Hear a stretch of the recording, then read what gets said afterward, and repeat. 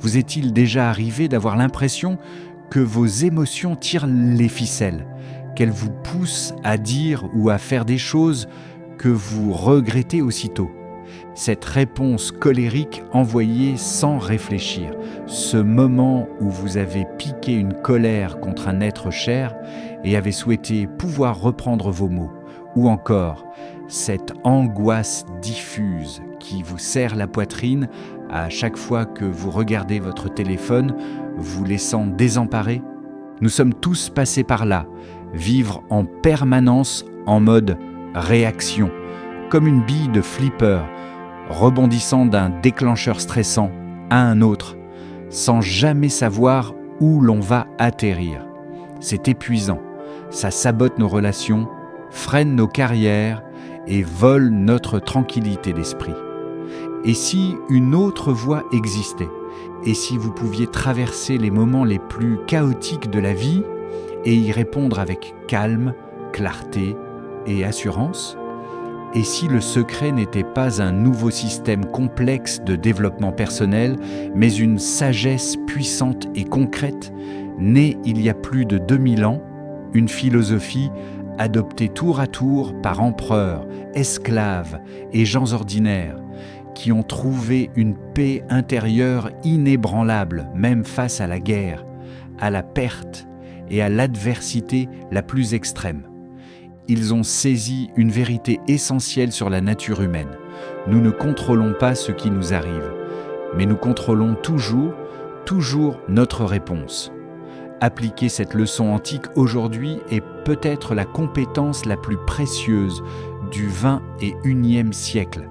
La différence entre être ballotté par les flots de la vie et diriger votre propre navire en pleine conscience. Dans cette vidéo, nous allons plonger au cœur de cette vérité intemporelle. Nous verrons ce que signifie réellement répondre plutôt que réagir. Et nous découvrirons des stratégies simples et concrètes, puisées dans la sagesse stoïcienne, que vous pouvez mettre en œuvre dès maintenant pour reprendre le contrôle de vos émotions et de vos actions. Préparez-vous à adopter une toute nouvelle façon d'être. Préparez-vous à adopter une toute nouvelle façon d'être. Et pour y parvenir, il faut d'abord regarder en face le monde que nous traversons chaque jour. Vous êtes-vous déjà arrêté pour simplement écouter le flot incessant d'informations et d'exigences qui vous submerge à chaque minute? Ce n'est plus un simple brouhaha de fond, ce sont les notifications qui n'arrêtent pas de vous distraire, le déluge ininterrompu d'alertes, d'actualités réclamant chacune votre réaction émotionnelle immédiate, cette boîte mail saturée, ces délais qui approchent dangereusement, la dernière injonction de votre patron, le projet en retard.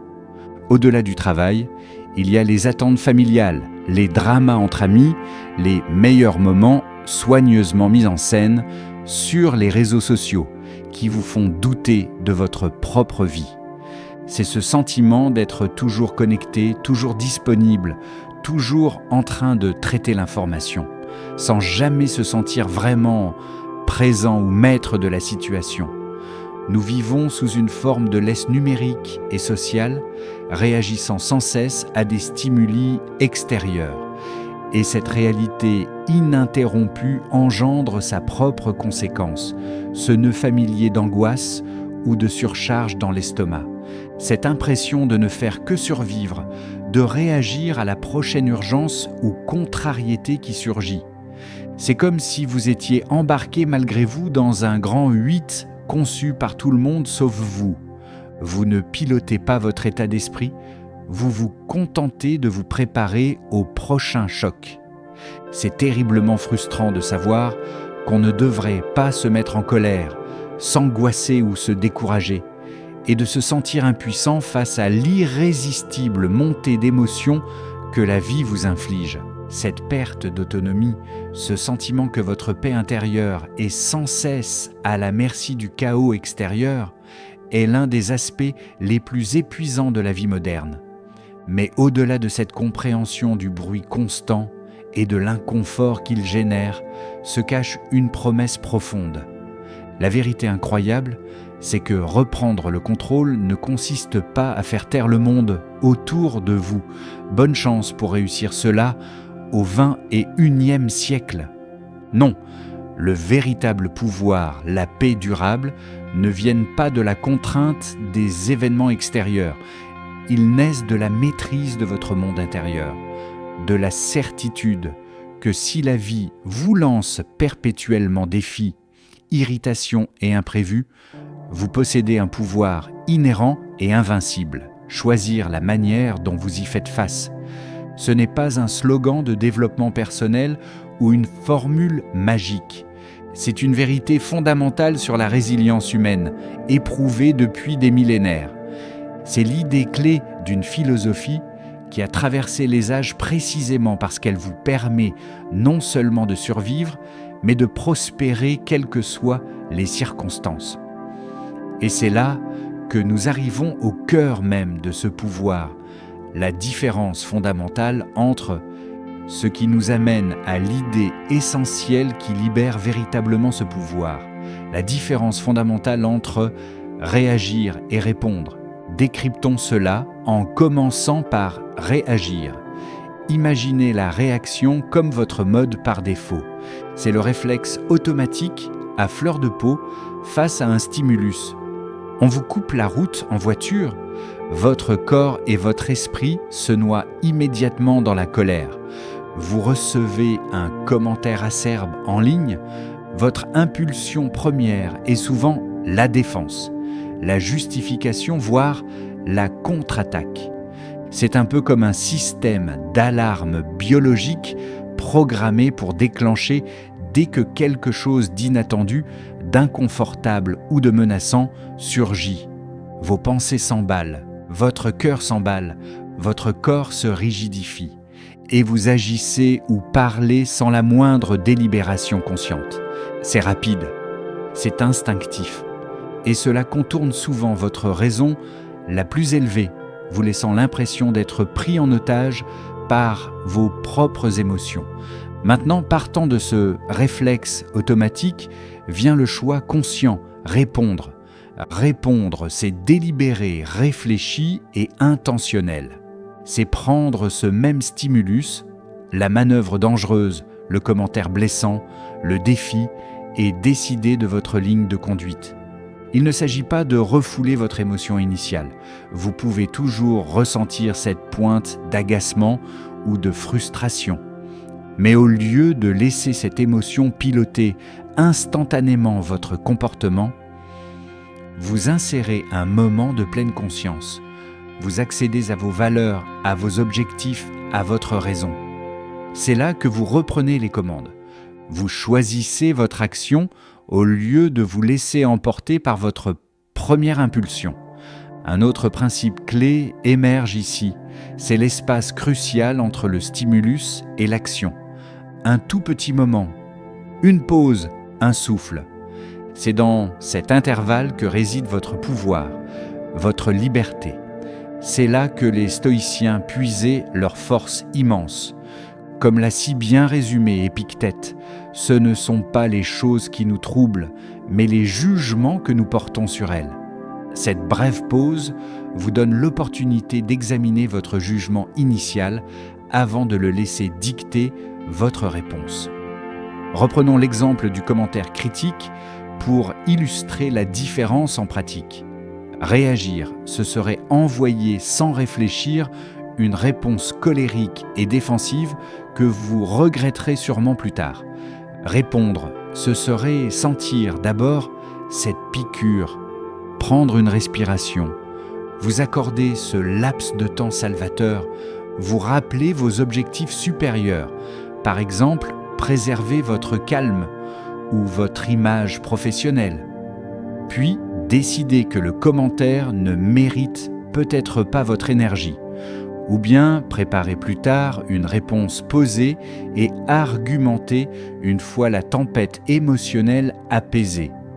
Même déclencheur, résultat radicalement différent. Tout dépend de ce qui se passe dans cet infime mais décisif espace. Au-delà de la simple compréhension de cette différence cruciale, il nous faut maintenant nous poser la question suivante. Quel choix allez-vous faire, vous, la prochaine fois que vous vous sentirez piqué? Au-delà de la simple compréhension de cette différence cruciale, posons-nous maintenant la question suivante. Quel est le véritable prix à payer lorsque l'on vit en pilote automatique? Commençons par ce qui fait souvent le plus mal, nos relations. Rappelez-vous ce moment où vous avez lâché, sous le coup de la colère, une phrase blessante que vous auriez donné n'importe quoi pour retirer immédiatement. Ces mots prononcés sans cette pause salvatrice peuvent laisser des cicatrices durables. Un malentendu mineur peut très vite dégénérer en féroce dispute. Des murs de ressentiment et de frustration se dressent, même entre les personnes que l'on aime le plus. Qu'il s'agisse de votre partenaire, d'un proche, d'un ami intime ou d'un collègue que vous croisez chaque jour, réagir à chaud plutôt que répondre avec clarté sape la confiance et rend la connexion authentique quasiment impossible. Au final, vous et l'autre vous sentez incompris, agressé et profondément blessé. Au-delà de nos cercles intimes, ce mode pilote automatique pèse lourd sur nos décisions et sur nos carrières. Combien de fois avez-vous agi sous l'emprise de la pression pour vous mordre ensuite les doigts, envoyer un email courroucé qui a brûlé un pont, lâcher la mauvaise remarque au mauvais moment en réunion parce que votre ego a été piqué, manquer une occasion stratégique par peur ou entêtement plutôt que de prendre le temps de réfléchir calmement? Vivre de manière réactive, c'est laisser des émotions passagères guider vos choix les plus cruciaux, au lieu d'être orienté par vos objectifs à long terme, vos valeurs ou une évaluation posée de la situation. Cela se traduit souvent par des promotions manquées, des relations professionnelles tendues et un sentiment persistant d'être coincé ou inefficace dans votre travail. Mais peut-être que le coup le plus constant et le plus insidieux, c'est celui qui se paie à l'intérieur, sur notre santé mentale et émotionnelle. Être en permanence en mode réaction maintient votre système nerveux sur le qui-vive. Il alimente un stress chronique, une anxiété de fond qui bourdonne dans votre poitrine, voire qui explose en panique. Il provoque des nuits blanches à rejouer chaque échange gênant ou chaque mot regretté. Vous vous sentez épuisé sur les nerfs, comme si vous viviez dans un feu permanent. Incapable de trouver une véritable paix intérieure, même quand tout va bien extérieurement. Cette montagne russe émotionnelle n'est pas seulement fatigante, elle épuise votre énergie pour tout ce qui vous apporte réellement joie et sens. Au-delà de ces coups immédiats et permanents, vivre en mode réaction empêche fondamentalement votre croissance personnelle. Quand vous ne faites que réagir, vous restez coincé dans vos vieux schémas.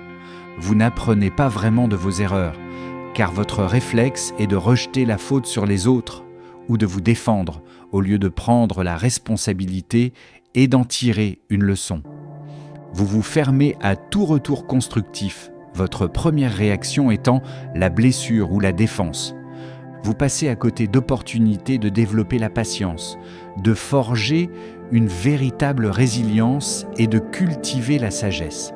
C'est comme buter contre une limite invisible à votre potentiel, tant que vous êtes prisonnier de vos réponses prévisibles et impulsives. Alors, quand on fait le compte, les liens abîmés, les décisions ratées, le stress et l'anxiété chronique, le développement personnel et professionnel en panne. Vivre essentiellement en pilote automatique n'est pas une simple gêne, c'est un vol de votre paix, de vos relations, de votre efficacité et de la possibilité de devenir cette version calme et compétente de vous-même que vous savez pouvoir atteindre. Prendre conscience de ce coût élevé, c'est exactement pourquoi une philosophie antique, loin d'être obsolète, offre aujourd'hui des réponses puissantes et pratiques. Comprendre ce coût élevé C'est précisément la raison pour laquelle une philosophie ancienne offre aujourd'hui des réponses à la fois puissantes et pratiques. Cette philosophie, c'est le stoïcisme. Avant d'imaginer des livres poussiéreux ou des cours abstraits sur des événements survenus, il y a des milliers d'années, sachez ceci. Le stoïcisme n'est pas une simple théorie académique. C'était et c'est toujours un guide profondément pragmatique pour bien vivre, forger sa force intérieure et retrouver la sérénité, quel que soit l'esprit à sekegukle, les épreuves. Il ne s'agit pas d'une acceptation passive ou d'une absence d'émotion, mais d'un entraînement de l'esprit pour percevoir la réalité clairement, porter des jugements justes et agir efficacement. Pour concentrer votre énergie sur l'essentiel et avec courage, laisser partir ce qui ne l'est pas. Pour illustrer le caractère concret de cette sagesse, rappelons quelques figures majeures. Épictète, né esclave, qui devint l'un des plus grands maîtres de l'Antiquité, enseignant que la vraie liberté ne dépend pas des circonstances extérieures, mais de l'état de votre esprit, inviolable par la souffrance. Sénèque, riche dramaturge et conseiller impérial, confronté à l'intrigue politique, à l'exil et à l'impératif de se donner la mort avec dignité, qui écrivit sur la manière d'affronter le malheur, la colère et le deuil grâce au stoïcisme. Marc Aurèle, empereur romain, confronté à des guerres, à des épidémies et à l'agitation politique, qui rédigea en secret ses « Pensées pour moi-même », véritable manuel de sagesse pour gouverner et vivre sous une pression extrême. Répétez-vous ce contraste. Un ancien esclave, un puissant conseiller, un empereur régnant. Ils venaient d'horizons diamétralement opposés, affrontèrent des défis souvent terrifiants. Et pourtant, tous trouvèrent force, clarté et paix intérieure dans les mêmes principes stoïciens. Si ces idées les ont non seulement aidés à survivre, mais à s'épanouir en plein chaos, imaginez ce qu'elles peuvent vous apporter face aux turbulences de notre monde moderne. Au cœur de cette philosophie, la dichotomie du contrôle. C'est une idée d'apparence simple, mais capable de transformer votre existence. Elle distingue clairement ce qui dépend de vous, de ce qui ne dépend pas de vous. Vous contrôlez vos pensées, vos jugements, vos efforts, vos valeurs, vos actions. Vous ne contrôlez pas le trafic, l'économie, l'opinion des autres, un retard de vol, ni le résultat de vos efforts. Seul l'effort vous appartient. Le stoïcisme nous enseigne à focaliser toute notre énergie sur ce qui est en notre pouvoir et à accepter courageusement tout ce qui ne l'est pas. C'est le cadre fondamental qui vous permet de choisir une réponse raisonnée plutôt qu'une réaction impulsive. Mais maîtriser ce qui est en votre contrôle passe ensuite par l'exercice de la raison. La raison n'est pas un froid raisonnement mathématique, c'est notre faculté la plus haute d'observer les faits objectivement affranchis de la tempête émotionnelle. C'est là que naissent les jugements solides, fondés sur la réalité et la sagesse, et non sur l'élan du moment. C'est par la raison que vous alignez vos actes sur les 4 vertus cardinales, la sagesse, la justice, le courage et la tempérance. C'est cette voix intérieure qui interrompt l'impulsion automatique et vous guide vers une action mesurée, en accord avec votre meilleur soi. Ces principes ne sont pas de la théorie poussiéreuse. Ils forment la base inébranlable des stratégies pratiques que nous allons explorer maintenant pour transformer dès aujourd'hui vos réactions en réponses intentionnelles. Des stratégies qui vous aident à mettre cette sagesse intemporelle en pratique dès aujourd'hui en transformant vos réactions en réponses délibérées. La toute première stratégie, et sans doute la plus fondamentale héritée du stoïcisme, est d'une simplicité trompeuse, mais d'une puissance immense. Elle s'appelle la pause. Oui, il s'agit simplement de vous arrêter un instant au moment même où vous sentez cette montée d'émotion ou cette impulsion à réagir.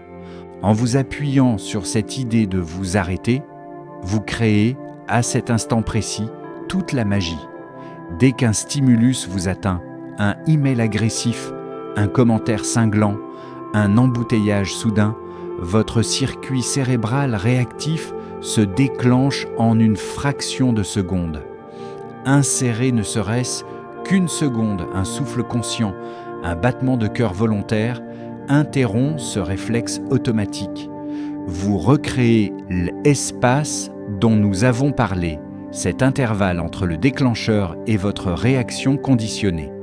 Comme l'écrivait Marc Aurèle dans ses pensées, l'obstacle à l'action devient l'action même, ce qui fait obstacle devient le chemin. Cette micro-pause est précisément le chemin. C'est dans ce petit souffle que réside votre pouvoir, le moment où vous reprenez la liberté de choisir votre manière d'agir. Au-delà du pourquoi de la pause, parlons du comment la mettre en œuvre lorsque tout s'emballe. Soyons réalistes, sous le coup de la colère, faire une longue méditation sur place est illusoire. Pourtant, la pause peut être ultra simple, une inspiration volontaire. Inspirez lentement, sentez votre poitrine se soulever, puis expirez pleinement. Comptez en silence jusqu'à 3, 5 ou même 10. Donnez à votre esprit rationnel une micro-tâche. Faire un pas en arrière si vous le pouvez, créant une distance physique minimale. Nommez l'émotion qui monte. Voilà la colère. Je ressens de la peur. Ça devient défensif. L'essentiel, c'est l'intention d'interrompre le pilotage automatique, ne serait-ce qu'un millième de seconde. Un acte de rébellion contre l'impulsion instinctive. C'est là qu'intervient la conscience de soi, indissociable de la pause. Comment repérer le besoin de faire une pause si l'on ne perçoit pas d'abord l'irrésistible envie de réagir? La conscience de soi, c'est l'art d'être à l'écoute de votre état intérieur avant d'être submergé. Détectez les signaux physiques, tension dans les épaules, chaleur dans le visage, cœur qui bat la chamade. Repérez la première pensée automatique, souvent négative ou défensive, qui surgit sans filtre. C'est développer la sensibilité nécessaire pour déclencher votre alerte rouge interne. Attention, un déclencheur pause. Pour cultiver cette capacité, commencez après coup. 1. Après chaque moment de réaction, on en a tous, accordez-vous 5 minutes de recul. Que s'est-il passé à l'extérieur? Qu'avez-vous ressenti dans votre corps? Quelle a été la toute première pensée? Quel était le véritable déclencheur? 2. En répétant cet exercice régulièrement, vous entraînez votre esprit à repérer ces signaux plus rapidement, jusqu'à les distinguer avant l'explosion émotionnelle. 3. Quelques minutes quotidiennes de pleine conscience, se concentrer sur la respiration ou les sensations corporelles, renforcent considérablement ce muscle de la conscience de soi. Ainsi, la conscience de soi vous aide à détecter le signal déclencheur et l'impulsion, et la pause vous offre l'espace, ce minuscule espace, pour décider autrement. C'est un redoutable 1-2 stratégique. Sur la base de ce duo pause plus conscience, la stratégie suivante va vous permettre de, en nous appuyant sur la puissance de la pause et de la conscience de soi, la stratégie fondamentale suivante vous permet de prendre l'avantage en identifiant précisément ce qui déclenche votre réactivité. Premier, comprendre vos déclencheurs. Pensez aux déclencheurs comme aux signaux, situations, personnes ou états intérieurs qui activent invariablement vos réflexes automatiques. Ce sont vos câbles à détonation personnelle. Pour l'un, c'est un ton de voix particulier au bureau. Pour un autre, c'est la forme d'un email exigeant. Pour vous, peut-être c'est le sentiment d'être interrompu ou ignoré en réunion. Parfois, c'est plus simple. La fatigue, la faim, une to-do list qui déborde. Ces déclencheurs ne causent pas directement la réaction, votre jugement intérieur en est la vraie source. Épictète l'expliquait déjà. Mais ils allument l'étincelle qui met le processus en marche. Les connaître, c'est avoir un indicateur d'alerte sur votre tableau de bord interne. Deuxième, devenez détective de vos réactions. La meilleure façon de repérer vos déclencheurs, après chaque moment de réaction, décrivez l'enchaînement externe. Qu'est-ce qui s'est passé juste avant? Qui était là? Quelle situation? Examinez votre monde intérieur. Qu'avez-vous ressenti physiquement? Quelle a été la toute première pensée? Tenez un journal de bord pendant 1 ou 2 semaines. Notez vos moments déclencheurs et vos réactions. Cherchez les thèmes récurrents, manque de contrôle, sentiment de ne pas être respecté, situation d'incertitude. Observez aussi votre état d'esprit et vos sensations corporelles avant d'entrer dans la situation stressante.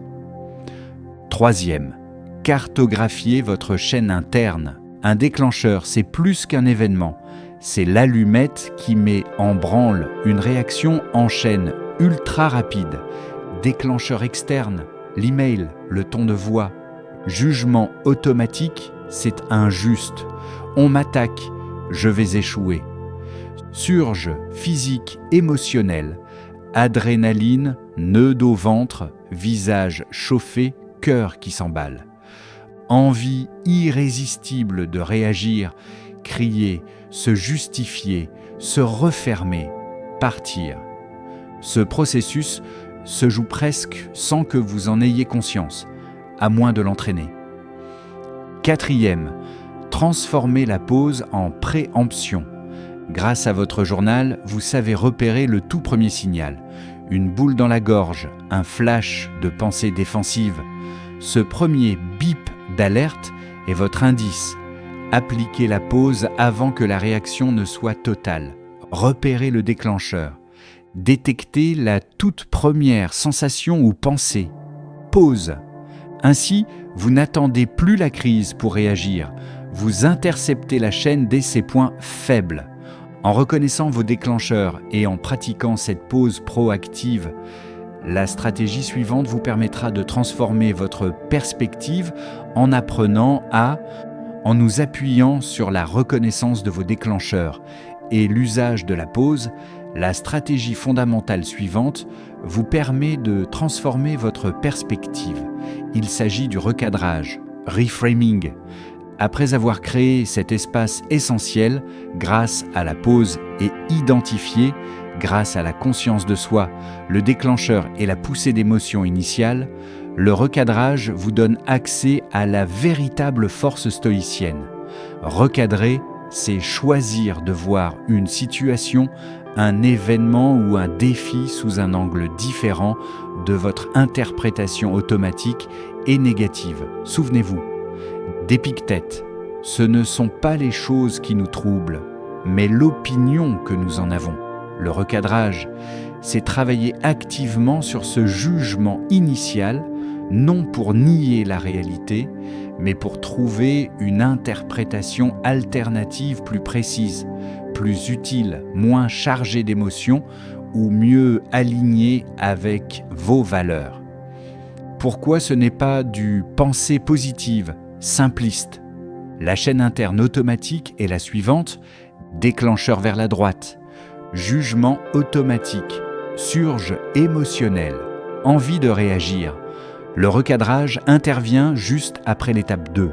Si vous modifiez consciemment votre première interprétation, l'intensité émotionnelle chute, ce qui affaiblit l'envie de réagir impulsivement. Un désir de réaction plus faible rend la pause beaucoup plus efficace et vous permet de choisir une réponse réfléchie. Vous reprenez ainsi le contrôle absolu de votre paysage émotionnel. Comment pratiquer le recadrage au quotidien? Identifiez votre pensée automatique. Immédiatement après la pause, interrogez votre première pensée. Est-ce la seule manière de voir cette situation? Qu'en penserait une personne détachée ou sage? Cette interprétation est-elle 100% vraie? Cherchez des perspectives alternatives. Demandez-vous, que puis-je apprendre de ce défi? Quelle opportunité de croissance se cache peut-être ici? Comment la personne que j'admire réagirait-elle à ce revers? Remettez en contexte. Est-ce que cette difficulté comptera vraiment dans une semaine, un mois, un an? C'est la fameuse vue d'en haut, stoïcienne. Le recadrage ne consiste pas à feindre la joie, mais à adopter une interprétation plus utile et équilibrée pour agir efficacement. Exemple concret de recadrage. Critique sévère au travail. Réaction automatique. Il me trouve nul. C'est une attaque personnelle. Recadrage, pause. C'est un retour sur le projet, pas sur ma valeur. Voici des points précis pour m'améliorer. Imprévu fâcheux. Réaction automatique, c'est le chaos, tout est gâché. Recadrage, pause. Un obstacle surgit. C'est l'occasion de faire preuve de créativité et de trouver une nouvelle solution. Impolitesse publique, réaction automatique, il veut m'humilier, je dois lui répondre. Recadrage, pause. Peut-être traverse-t-il une mauvaise journée. Son attitude reflète son propre malaise, pas ma valeur. Je n'ai pas absorbé sa négativité. Dans chaque cas, le déclencheur est identique. Seule l'interprétation change tout, ouvrant des possibilités d'action radicalement différentes. En tirant parti de la puissance du recadrage, la prochaine stratégie clé vous aidera à canaliser cette nouvelle perspective, en concentrant puissamment votre énergie sur ce qui compte vraiment, en vous appuyant sur la force du recadrage et la pratique de la pause. La stratégie suivante consiste à concentrer toute votre énergie sur ce qui compte vraiment, en vous appuyant sur le principe stoïcien de la dichotomie du contrôle. Imaginez ce principe comme une boussole intérieure. Chaque événement, chaque défi de votre vie appartient à l'une de deux catégories. D'un côté, tout ce que vous ne pouvez pas maîtriser, la météo, le passé, les actions et opinions d'autrui, les grands bouleversements économiques ou politiques et même l'issue de vos efforts, vous contrôlez votre engagement, pas nécessairement le succès. Tourner votre attention vers ces éléments incontrôlables vous épuise et vous expose à la frustration, à l'anxiété et à l'impuissance, un peu comme tenter de renverser un mur à main nue. En revanche, l'autre cercle, plus petit et pourtant essentiel, regroupe tout ce sur quoi vous gardez une prise. Vos pensées, vos jugements grâce au recadrage, vos valeurs, vos efforts, vos actes, votre attitude et votre caractère. C'est dans cet espace intérieur inébranlable que réside votre véritable puissance.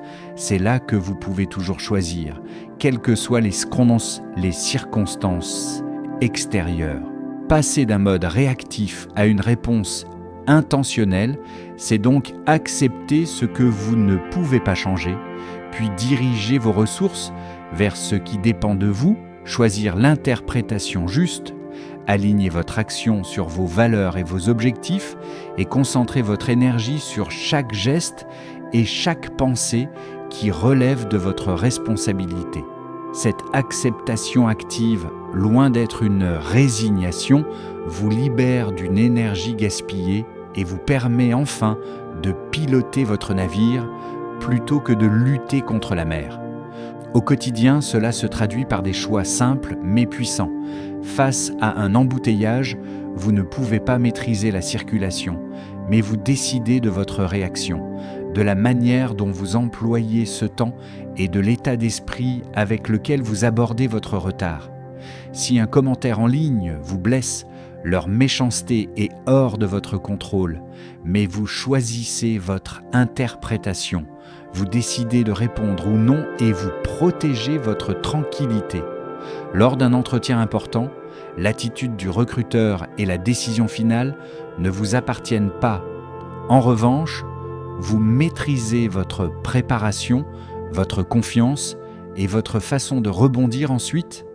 Gardez toutefois à l'esprit les pièges. Ne cédez pas à la tentation d'abandonner toute responsabilité sous prétexte que c'est hors de votre contrôle et ne tombez pas non plus dans l'illusion de tout vouloir maîtriser.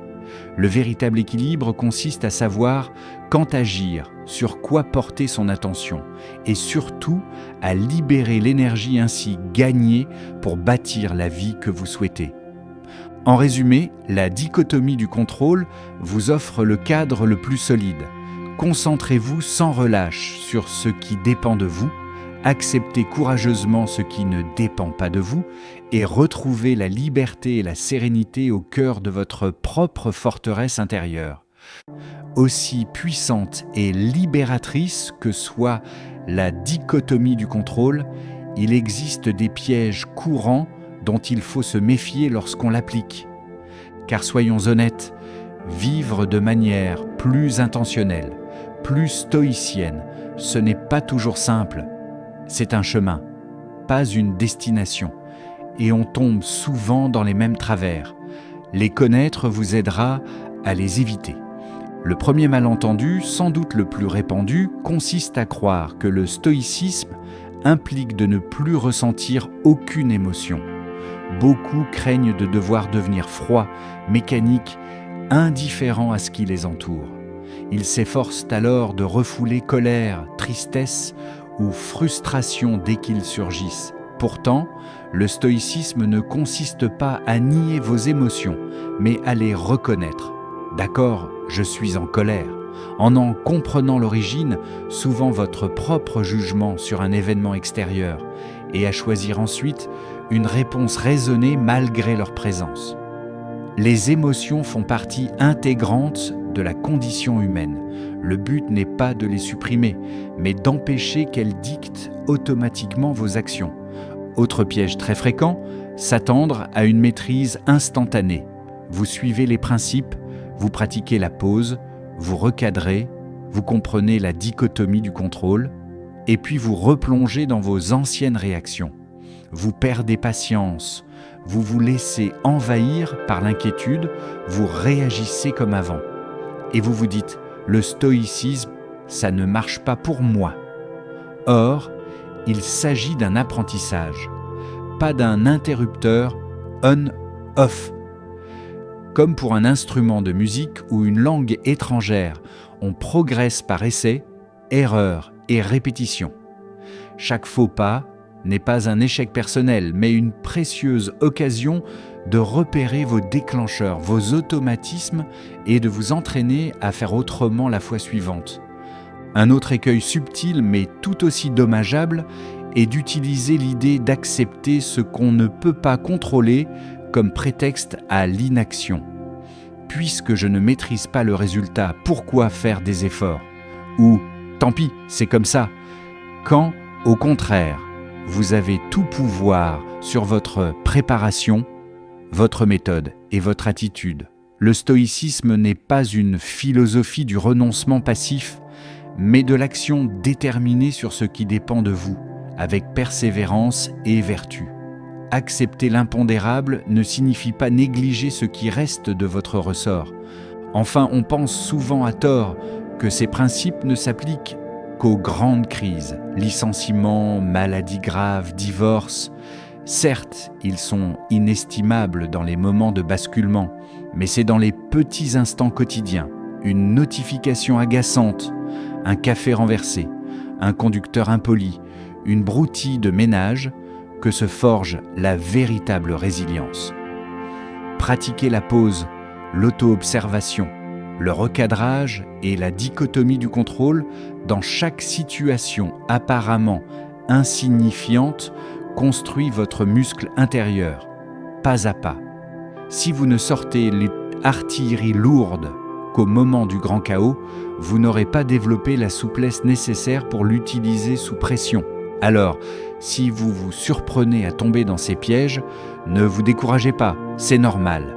L'objectif n'est pas de ne plus jamais réagir, mais d'élargir l'espace entre le stimulus et la réponse automatique, d'augmenter vos moments de choix conscients, de réduire la fréquence et l'intensité de vos réactions impulsives. il s'agit de progrès, non de perfection. Chaque dérapage est l'occasion de renforcer votre vigilance, d'appliquer les leçons apprises et de bâtir, réponse après réponse, cette force intérieure si précieuse. Comprendre ces pièges est essentiel, car cela vous aide à faire de ces principes une part naturelle et intégrée de votre quotidien. Intégrer cette sagesse millénaire et la transformer en une pratique vivante commence par de petits gestes constants. Nous avons exploré ensemble le chaos du bruit moderne et le coût caché d'une vie réactive, avant de découvrir des stratégies puissantes, la pause, l'autosurveillance, le recadrage et la dichotomie du contrôle. Mais savoir tout cela intellectuellement ne suffit pas à modifier en profondeur vos habitudes automatiques, il faut les ancrer. Alors, comment tisser le stoïcisme dans votre routine dès aujourd'hui sans ajouter des heures de to-do à votre emploi du temps? Commencez votre matinée avec intention. Avant que les sollicitations ne vous submergent, prenez 1 à 2 minutes pour imaginer un possible déclencheur, une personne ou une tâche difficile, et visualisez-vous appliquant l'une de ces stratégies. Engagez-vous à répondre avec sagesse, quoi qu'il arrive. Tout au long de la journée, glissez des check-in de pleine conscience. À chaque ouverture de votre boîte mail, chaque attente en file ou chaque transition entre 2 tâches, prenez un souffle conscient. Faites la pause, observez votre respiration, notez votre état intérieur. Êtes-vous déjà en pilotage automatique? Est-ce le moment d'appliquer une stratégie? Terminez la journée par un moment de réflexion, une pratique stoïcienne emblématique pratiquée par Marc Aurèle dans ses Pensées. Quelques minutes chaque soir pour passer en revue vos réactions. Quand avez-vous réagi aujourd'hui? Quel a été le déclencheur? Quelle stratégie auriez-vous pu employer? Et surtout, célébrez vos réussites, ces instants de choix conscients sans vous juger pour les autres. Ces rituels ne sont pas des corvées de plus, mais des actes puissants pour fortifier votre esprit, brique après brique, et cultiver votre paix intérieure. Rappelez-vous qu'il s'agit d'un parcours de progrès, non d'une course à l'arrivée. Vous n'atteindrez pas la tranquillité parfaite des demain. Il y aura toujours des déclencheurs, c'est la vie, et des moments où vos anciennes habitudes réapparaîtront. Mais à force de pratiques douces et régulières, vous constaterez un changement profond. L'espace entre le stimulus et votre réponse s'élargira, votre réflexe évoluera du réagir à choisir, votre résilience grandira, votre paix intérieure s'approfondira et votre capacité à relever les défis en accord avec vos valeurs deviendra un réflexe. Revenons à la promesse initiale, le pouvoir de transformer vos plus grands obstacles en vos victoires ne se trouve pas dans la maîtrise du monde extérieur, mais en vous, dans votre capacité à faire une pause et créer un espace, à être conscient de votre état intérieur, à recadrer votre regard, à concentrer votre énergie sur ce qui dépend de vous. Chaque instant, même difficile, est une opportunité de passer de victime de vos impulsions et des événements à architecte conscient de votre réponse et donc de votre vie. Une chance de vivre avec intention, sagesse, courage et une liberté intérieure profonde, malgré le vacarme extérieur.